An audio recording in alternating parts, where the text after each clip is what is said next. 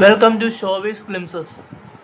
Let's refresh what we learned through our academics. The topic is what we learned and what the Bible says. The Bible in a student's view. I am approaching the Bible from the view of a student who is looking back on what he learned. Let's start from the beginning of the Bible. That's Genesis, the origin or mode of formation of something. In this portion, we can connect with botany. How many of you are interested in this subject? Anyway, let's analyze.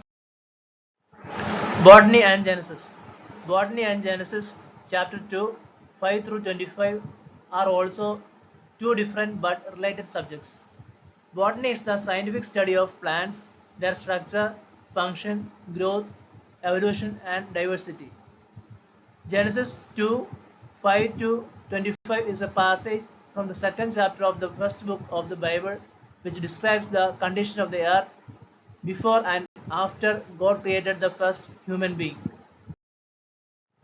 Genesis 2:8 describes the Garden of Eden.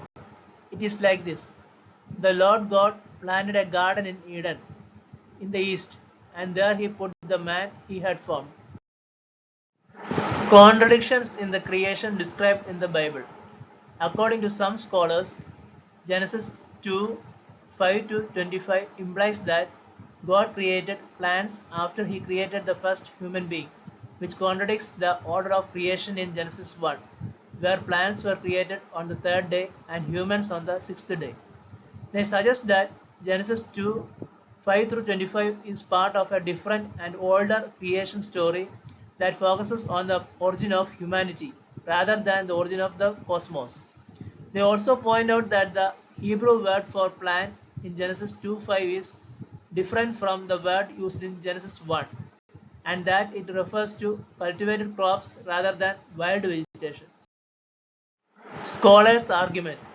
However, other scholars argue that Genesis 2 5 to 25 does not contradict Genesis 1, but rather complements it by providing more details about the creation of the first human being.